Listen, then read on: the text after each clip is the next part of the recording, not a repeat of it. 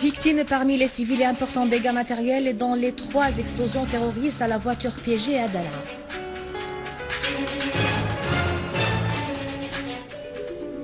Les forces de l'armée arabe syrienne continuent de purifier plusieurs régions des résidus du terrorisme.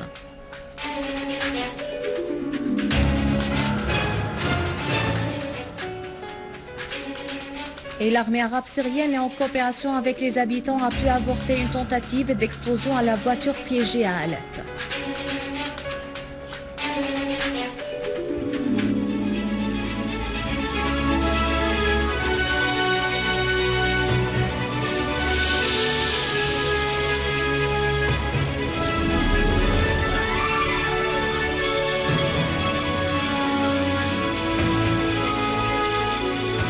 C'était les titres, tout de suite les détails. Bonsoir. Dans une interview accordée à la chaîne satellitaire Russia Today, le président Bachar al-Assad a affirmé que l'ennemi de la Syrie est le terrorisme et l'instabilité et que toute invasion de la Syrie coûtera davantage qu'aucun dans le monde ne puisse supporter de l'océan Atlantique jusqu'au Pacifique. Il a aussi précisé que la Syrie est le dernier bastion de laïcité, de stabilité et de cohabitation dans la région et que si l'Occident va dans le sens de l'invasion, personne ne pourra imaginer ce qu'il arrive par la suite. Le président Assad a ajouté que le seul moyen de savoir si un président reste ou pas est les urnes et que cette question revient au peuple. Par ailleurs, le président Assad a souligné que l'Occident se crée toujours des ennemis. Dans le passé, c'était le communisme, ensuite l'islam, puis Saddam Hussein. Et maintenant, ils veulent un nouvel ennemi et c'est alors Bachar, affirmant que la question n'est pas liée à la réconciliation avec le peuple, comme elle n'est pas liée à la réconciliation entre les Syriens eux-mêmes.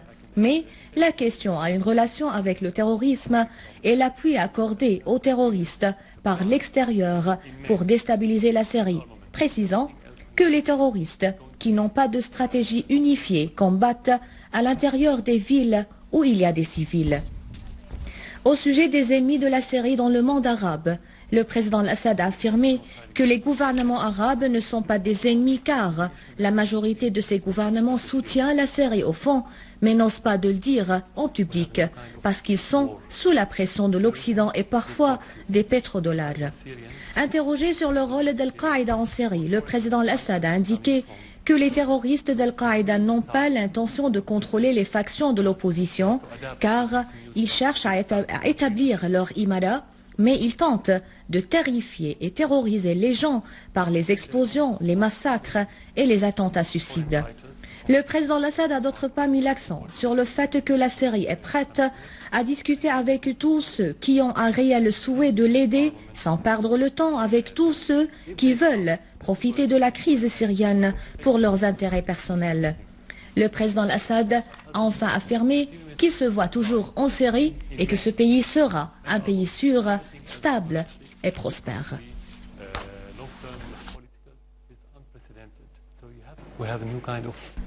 Le ministre de l'Information, M. Amran El-Ziabi, a affirmé que tout le peuple syrien est concerné par la cause et la question nationale pour pouvoir surmonter la crise actuelle. Dans un entretien avec la télévision syrienne, M. Zabi a ajouté que le produit de l'opposition qui tient ses réunions au Qatar est un produit politiquement. Concernant la question d'une invasion militaire contre la Syrie, M. Zabi a ajouté que cette invasion aurait des répercussions dangereuses sur tout le monde. Le député Michel Aoun, chef du bloc du changement et de la réforme au Liban, a affirmé que la Syrie sortira triomphante de la guerre menée contre elle, tout en critiquant le mutisme de la communauté internationale vis-à-vis des pratiques et des puissances qui sont en train de mobiliser toute leur potentialité dans cette guerre, y compris l'hébergement, l'entraînement et le financement des membres de l'organisation d'Al-Qaïda pour les envoyer en Syrie. Dans une interview à la radio, Aoun a indiqué que certaines parties internationales ont lancé la guerre contre la Syrie dans un seul but de servir leurs propres intérêts et d'atteindre leurs objectifs. Aoun a dénoncé Le soutien accordé par l'équipe du 14 mars aux groupes armés en Syrie même, après que plusieurs pays ont renoncé à ce soutien, affirmant que la tentative de prendre d'assaut le siège du gouvernement libanais n'était pas une initiative personnelle de la part des auteurs de l'attaque, mais que ces derniers étaient soutenus par des parties étrangères.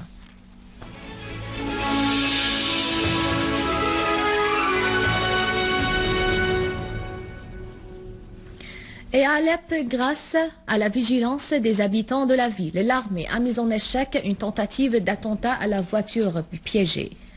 Et d'autre part, le véhicule désamorcé était chargé de 150 kg et stationné dans le quartier El Midan. Les deux auteurs de ce crime ont été arrêtés sur place. Toujours à Alep, les forces armées syriennes poursuivaient le nettoyage de la ville des groupes terroristes. Ainsi, une unité de l'armée a détruit 5 véhicules transportant des terroristes et des armes à Afrin dans la région d'El Layramoun. Selon une source au gouvernorat d'Alep, 4 autres voitures transportant des terroristes, des armes et des munitions ont été également détruites près de la mosquée Khayyata dans le quartier El Ferdos. Sur le pont de Sahour, l'armée a éliminé plusieurs terroristes et détruit une voiture équipée de Doshka alors qu'un lanceur de missiles a été tué dans des accrochages entre l'armée et un groupe terroriste dans la région de Ariour.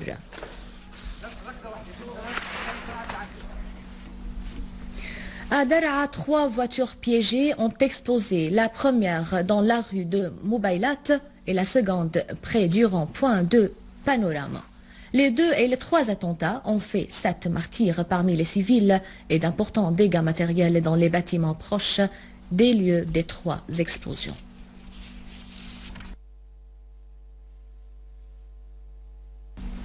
À Deir ez-Zor, l'armée s'est accrochée avec un groupe terroriste qui a mené des actes de sabotage et commis des crimes dans le quartier El Jbeila.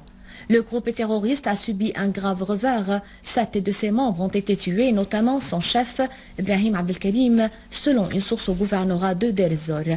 La même source a ajouté que 5 autres terroristes ont été tués par l'armée dans la rue d'El Bousseraya, où une importante quantité de drogue a été saisie.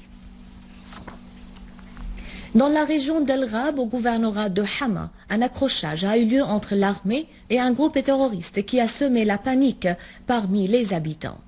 Une source au gouvernorat de Hama a précisé que ce groupe qui a été neutralisé était l'un des plus recherchés dans la région. De même, près du village de Jabrine, l'armée a intercepté un second groupe terroriste et a tué 4 de ses membres. Ce groupe venait de Idlib pour effectuer des actes de sabotage dans la ville de Hama. Sur la route reliant Hama à Alep, une charge explosive a été actionnée par des terroristes au niveau du rond-point d'El Hawash, ce qui a fait 4 blessés parmi les forces de l'ordre. Et dans la ville de Homs, des terroristes ont tiré des obus de mortier sur le quartier Al-Arman, faisant tuer plusieurs blessés parmi les civils et causant d'importants dégâts matériels dans les propriétés. Une unité de nos forces armées a par ailleurs pris d'assaut des repères des terroristes dans la localité d'El Houla, dans la banlieue de Homs. Les véhicules et l'équipement des terroristes ont été tous détruits et plusieurs terroristes ont été tués, dont Abbas Khaled Bassel Faour et le Saoudien Youssef Dulaimi, qui est le chef d'un groupe terroriste armé. D'autre part, les services compétents ont attaqué le repère d'un groupe terroriste armé à Tellet Raqan dans la région d'Al-Wa'ar et éliminé l'un de ses membres. D'autres terroristes ont été arrêtés et leurs armes confisquées au cours de l'opération. Toujours à Al-Wa'ar, un réseau terroriste qui vendait des devises locales et étrangères contrefaites a été arrêté. Les billets et les pièces de monnaie qui étaient en possession du groupe ont été saisis, en plus d'une grande quantité de munitions et de pilules de drogue. Les groupes terroristes armés financés par le Qatar, l'Arabie Saoudite et d'autres pays ajoutent à leur registre noir sanguinaire un nouveau massacre dans la ville de Harem. Les images et les scènes horribles et choquantes et insupportables ne sont pas étranges dans les méthodes et pratiques odieuses de ces groupes terroristes criminels connus pour leur barbarie et leur sauvagerie. L'histoire des peuples va sans doute enregistrer avec la douleur du sang des innocents, femmes, enfants et vieillards, la responsabilité directe de ces atrocités aux partis qui ont commandité ces pratiques d'horreur cynique et macabre. Cette série de crimes et de boucheries ne peut venir que des gens aux esprits malades et dérangés, pleins de haine et de revanche, dignes des époques arriérées et rétrogrades, une sorte de pratique hystérique hors normes humaines et de civilisation, des énergies humaines qui savourent les effets de leurs forfaits et de leurs besoins inhumaines sous le sceau de la doctrine rétrograde des groupes wahhabites takfiristes dignes de l'heure des pierres afin d'arriver à la destruction de l'État syrien et de sa civilisation matérielle et immatérielle, une civilisation plusieurs fois millénaire qui a enseigné à l'univers le premier alphabet du monde et les premiers préceptes des premières religions. Les nouveaux émirs de monarchie de Golfe et des pétrodollars se sont alliés au nouveau sultan d'Oman, autoproclamé, pour mettre à genoux cet État invincible, mais en vain.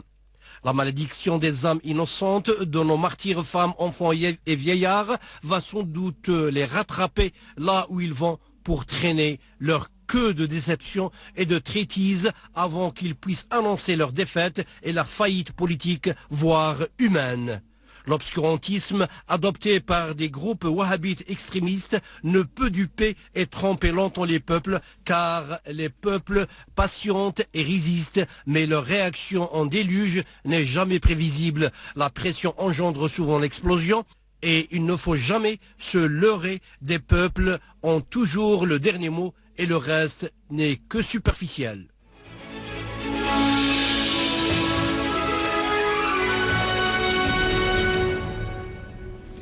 Le site électronique yéménite Al-Fajr Press a estimé dans un article écrit par M. Amin Htait que les États-Unis se sont rendus compte que le feu qu'ils sont en train de souffler et d'alimenter en série ne restera pas confiné à la frontière syrienne, mais se répandra jusqu'au bastion de l'influence occidentale et provoquerait des catastrophes stratégiques pour l'Occident. Les États-Unis ont finalement constaté qu'ils ont perdu le contrôle sur les groupes terroristes surnommés Armée syrienne libre, qu'ils les avaient eux-mêmes recrutés pour détruire la Syrie, a ajouté Htait. À la fin de ce journal, un rappel des principaux titres. Victimes parmi les civils et importants dégâts matériels dans les 3 explosions terroristes à la voiture piégée à Daraa.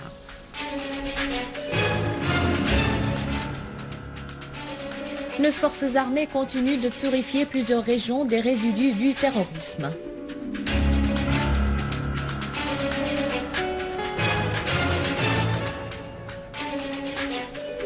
L'armée arabe syrienne, en coopération avec les habitants, a pu avorter une tentative d'explosion à la voiture piégée à Alep. C'est la fin du journal. Merci de votre fidélité. Je vous rappelle que vous pouvez consulter notre site internet syriaonline.sy pour revoir ce journal et pour davantage d'informations. Au revoir.